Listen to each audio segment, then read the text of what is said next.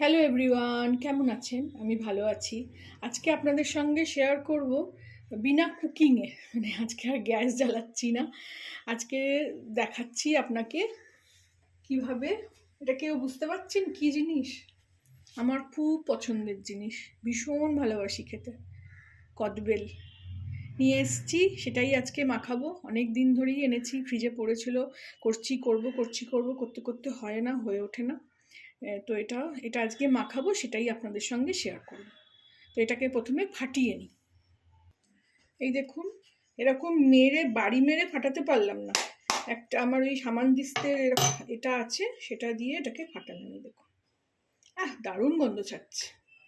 এবার এটাকে আমি পুরোটাই বের করে নেব। এটা পুরোটাই খালি হয়ে গেল, এখানে একটু আছে, নিয়ে নেব। নিয়ে এটাকে আগে হাত দিয়ে এটাকে চটকে নেব। অনেক বীজ থাকে, যারা কোনোদিন করেননি তাদের জন্য বলছি। মানে আমার তো বলতে বলতে জিভে জল এসে যাচ্ছে, এত ভালো গন্ধ ছাড়ছে যে বলে বোঝাতে পারবো না। এখানে অনেক বীজ থাকে এরকম ছোট ছোট, তো ওটা খেতে খেতে চুষে ফেলে দিতে হয়। এখানে 3টে কাঁচা লঙ্কা কুচিয়ে নিয়েছি, এটা দিয়ে দিলাম। একটু ঝাল, টক, মিষ্টি এরকম খেতে হবে। ওহ, আমার তো ভীষণ ভালোবাসি খেতে। আমার সঙ্গে সঙ্গে আমার মেয়েও ভালোবাসে, ছেলে আবার অত ভালোবাসে না।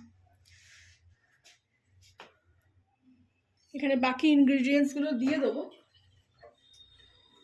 প্রথমে দেবো চিনি, আপনারা গুড় দিয়েও মাখাতে পারেন, খুবই টক হয় এটা। 4-5 চামচ মতন, 5 আর একটুখানি এরকম চিনি দিলাম। স্বাদ মতন দেবো নুন।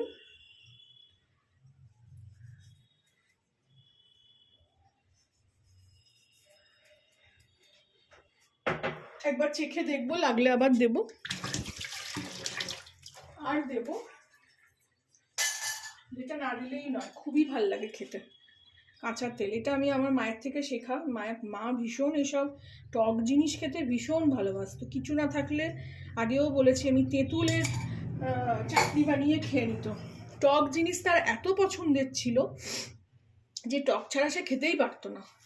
কোনো খাবারের মানে খেতে বসে আগে তার চাটনি আছে কিনা জিজ্ঞেস করতো, না কেউ করলে নিজে বানিয়ে নিত।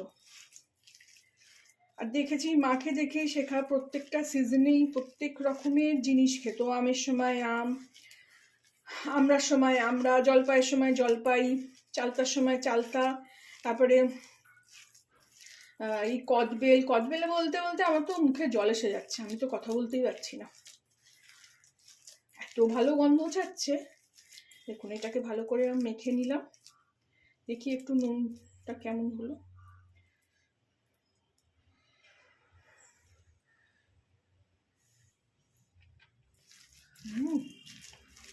চিনিটা গলবে এখনো, চিনিটা একটু মোটা দানার, চিনিটা গললে ঠিক হয়ে যাবে, আর কিছুই লাগবে না।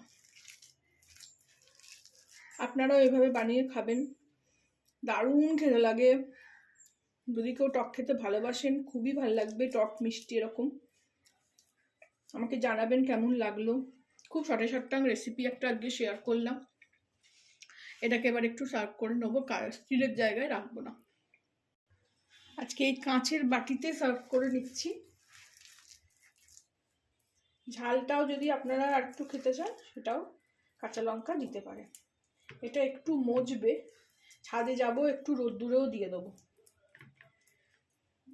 এটা এখন আমরা 2-3 দিন ধরে খাবো।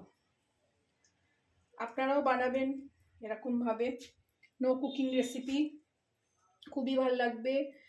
খুবই টেস্টি একটা রান্না, মানে একটা রেসিপি, অসাধারণ খেতে লাগে। ভালো লাগলে আমার চ্যানেলটাকে একটা লাইক, শেয়ার এবং সাবস্ক্রাইব করে দেবেন। Thank you for watching.